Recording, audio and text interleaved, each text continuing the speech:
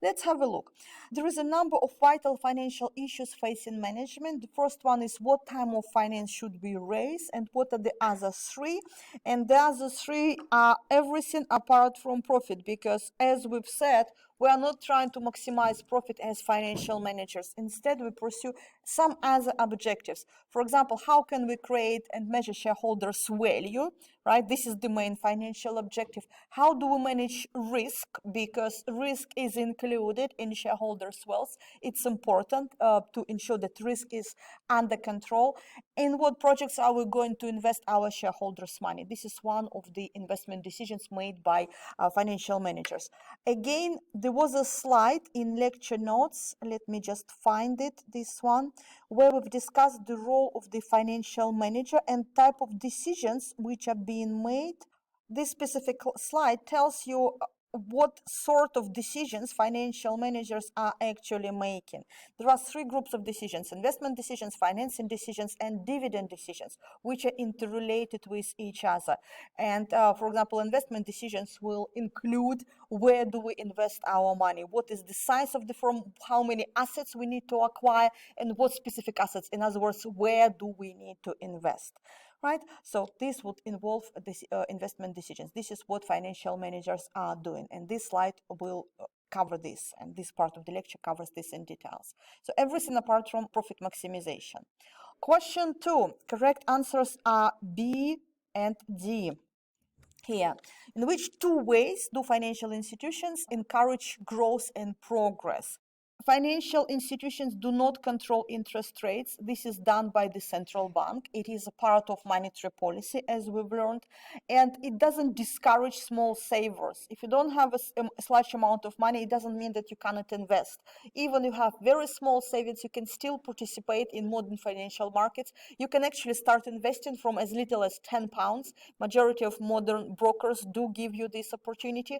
Of course, you can still put this money in your savings account. You can still be a bank's client and save very little sums. And I personally did this when I was a student. Literally, when I earned the 10, 15, 20 pounds, I put them in my savings account straight away, because when I was a student, interest rates were significant and I didn't want to lose money. So it was quite common for me to make a few trips per week to my bank to put my cash salary into my savings account. Just I kept everything in my savings account. Financial markets do not discourage small savers. Financial markets institutions do encourage investment, and they do mobilize savings. This is one of the functions of all financial intermediaries. They bring savers and investors together. Savers provide funds for investment, and investors or borrowers do rely on these funds to finance their projects. Right.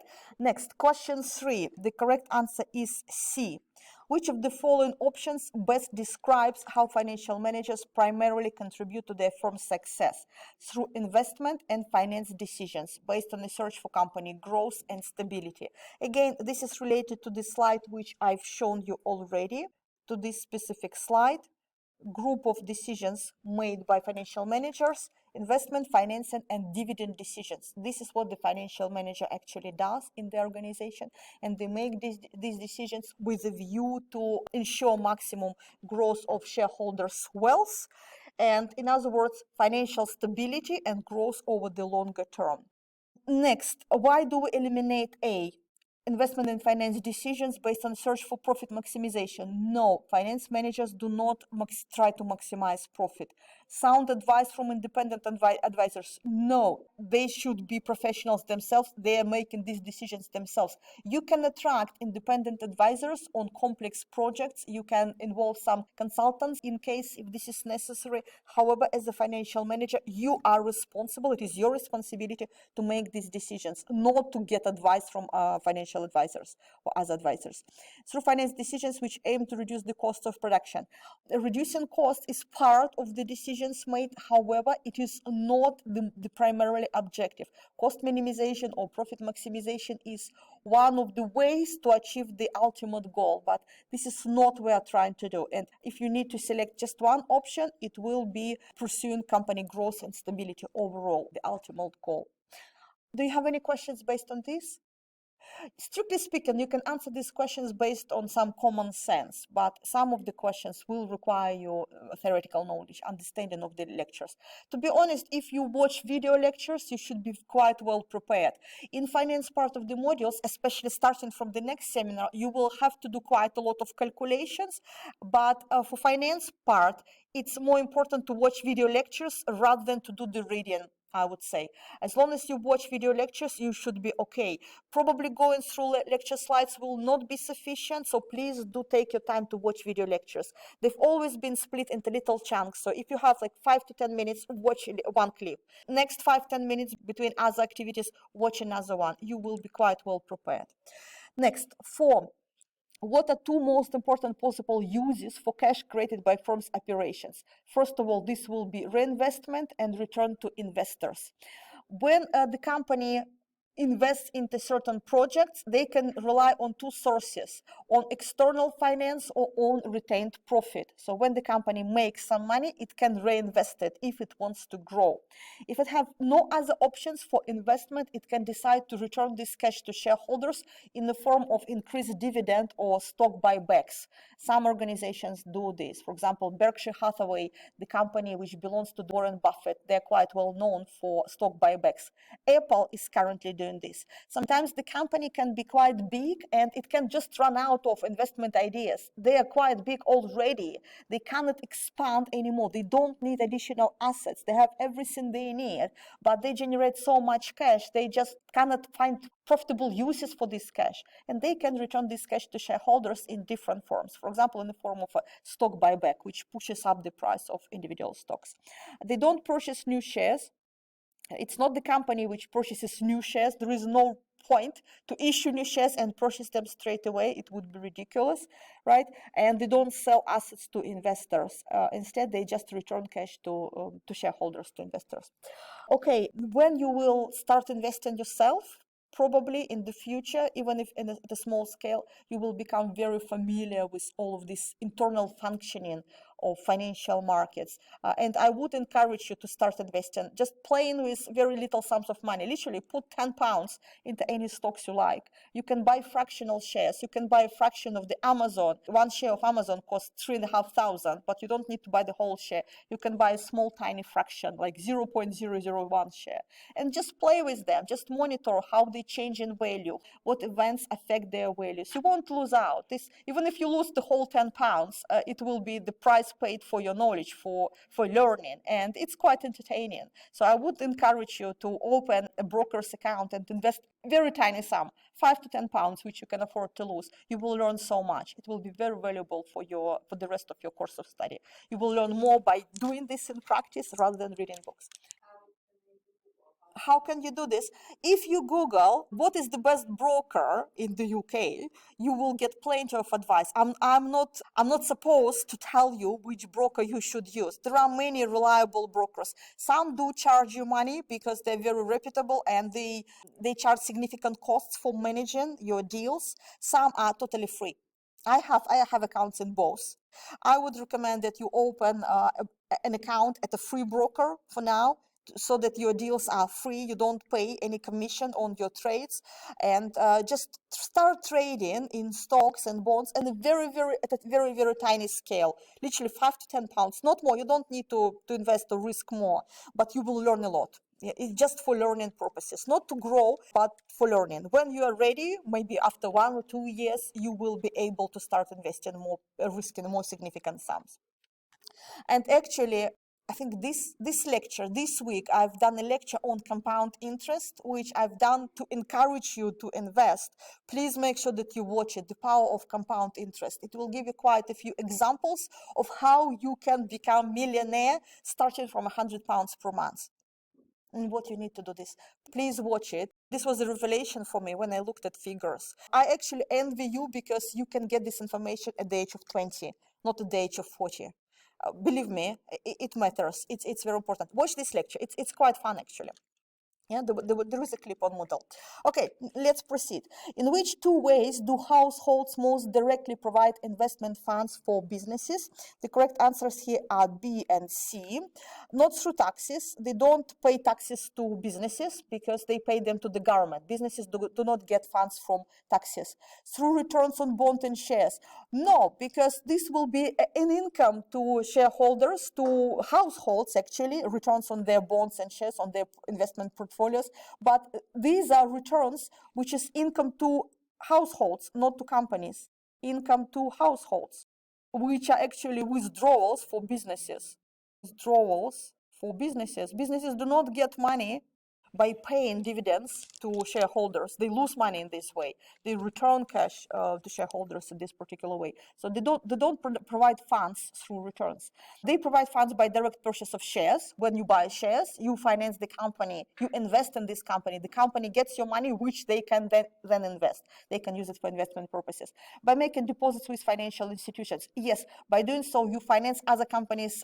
When you put your savings in a saving account somewhere in financial institutions, they will channel your money. They will use your money as a source of finance for other businesses. The businesses might be able to rely on this capital, on a borrowed capital, in order to pursue their own activities, right? So when you purchase shares, this is a direct investment in the form of equity. The company can use own equity to finance their operations, or they can use debt. And here it will be indirect investment in the form of debt. We provide borrowed finance for them. For the company, it will be debt. They are borrowing some money in the form of loans, etc. Okay, question 6. Correct answers are C and D here. Which two of the following properties best describe the savings characteristics of the primary investors, households? Small investors, they usually have small amounts and they prefer low risk. To answer this question, you need to refer to one of the slides, this particular slide actually. Let me show you. Project this slide. There are two slides at the beginning of the first lecture last week, which we delivered last week, which describe different type of investors, and they show how financial markets channel savings into investment. In other words, they channel the savings accumulated by primary investors, households, towards businesses who are ultimate borrowers, who borrow this money. And primary investors and businesses have different preferences. This is what I've explained in a lecture.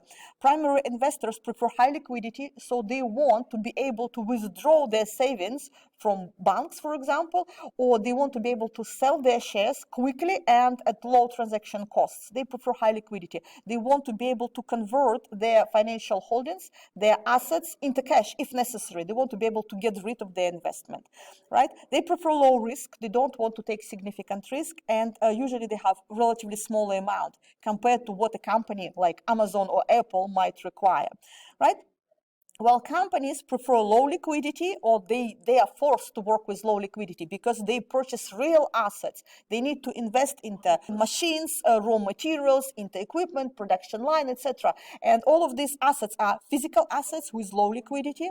They frequently invest into physical businesses which carry higher risk, and usually they invest in large amounts. So there are some discrepancies between preferences of companies and households. And financial intermediaries allow us to combine all of this to channel savings into investment. But the problem is these discrepancies can lead to relatively high search cost, high agreement cost, and high monitoring costs for households. There were two slides how they differ without financial intermediaries and with financial intermediaries. And this specific question addresses information presented in this slide. Question 7.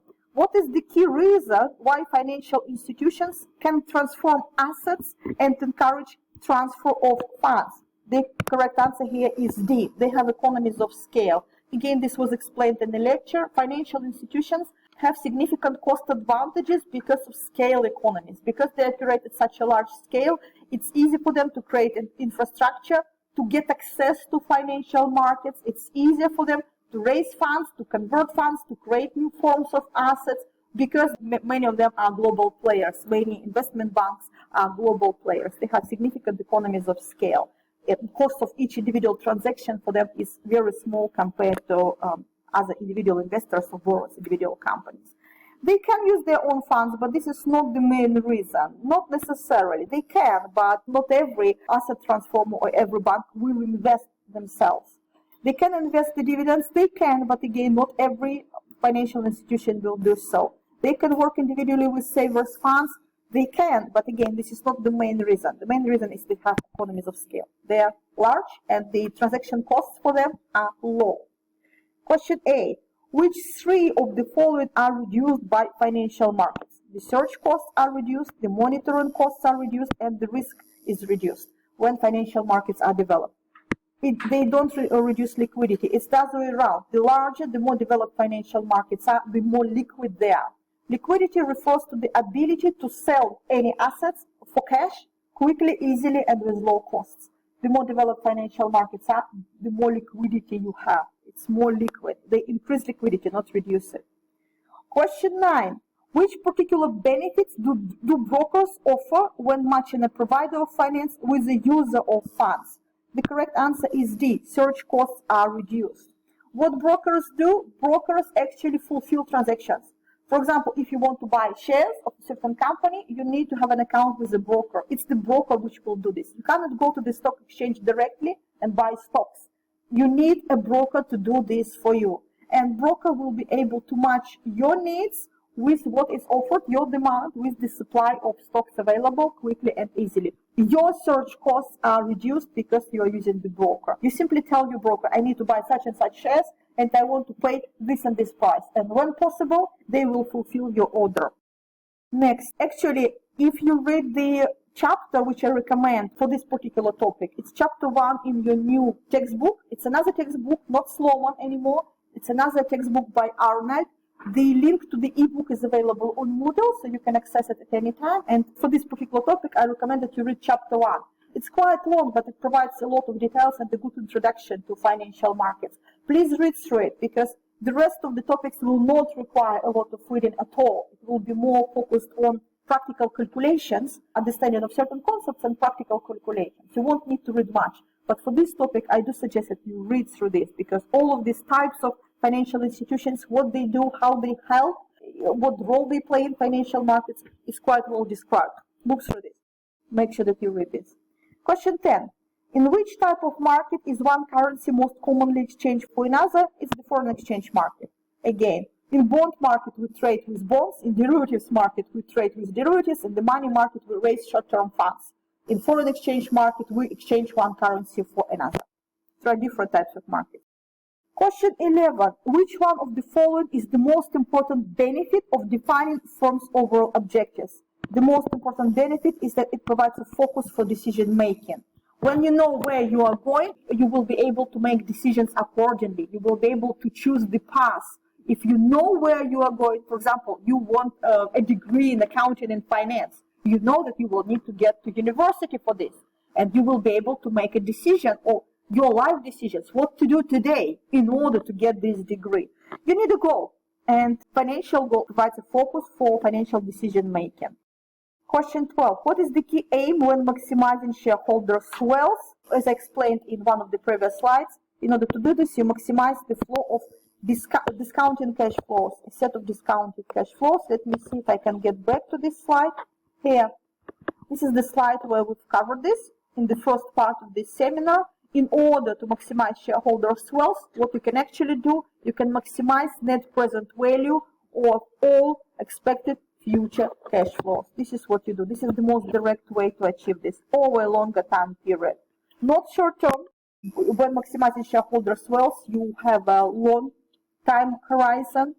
Minimize cash flow. Not, we want to maximize them in the form of dividends. Yes, we want dividends, but we want more of them, not less. To maximize the size of dividends over a short time period. No, not short time period, and not just dividends. Dividends are appropriate, but it's not enough. So not complete. This goal is not full description of what we are trying to do. We try to maximize discounted cash flows, set of discounted cash flows. Question 13. What does it mean when stakeholders have been satisfied? When we satisfy them rather than maximize their objectives, it means that we are trying to provide an okay service to them. So they're kind of pleased, but not particularly happy. We don't spend too much effort trying to do the best we can for them. We could do better, in fact, but we don't try to. They have been given just enough to make their contribution worthwhile. For example, what is the minimum return you require in order to purchase stocks, in order to invest in stocks? This is risky. You might lose your capital, so you must be tempted by some attractive reward. What is the minimum reward which will convince you to invest? 10%, 15%, 20%? The company can give this to you. They can give you more, maybe 50% per year, but they have no interest in doing so. When you are satisfied, it means that you are getting just enough. Not more, not less. Right? Not more. More is too much. They are not attempting to make you too happy. Based on partial biased information, no, it has nothing to do with bias. They're the only stakeholders who have been satisfied. No, there are quite a lot of stakeholders involved in any company, and we need to make happy all of them. We need to take all of their interests into account, and we will please some of them more than others. It doesn't mean that we are only addressing the need of one particular stakeholder group. So when they're satisfied, it means that they've just got enough. So these are the answers to your questions. Are you happy with the percentage of correct answers you've got? Have you managed to guess more of them correctly? More or less? Kind of? No, not exactly. So make sure that you watch the lectures and do the reading. The first chapter, it's a lot. It's about 40 pages, but you do it once, right? And it will help you to set you for the rest of your studies, basically, right? What I would also recommend, in order to understand this topic better, how financial markets function, just my personal advice, start investing on a very, very small scale. By doing so, believe me, you will learn much, much more than from the textbook. Even if you lose the whole £10, it will be a price well paid for learning. So this is what I would suggest. Start investing. And in this week's lecture, I actually provide quite a lot of examples which I hope will convince you to think about your financial future. Lecture is called The Power of Compound Interest. Please make sure that you watch it. Believe me, you will thank me many years later. I think I'll stop here for today. Thank you very much for coming. Please make sure that you cover video lectures, and I'll see you again next week.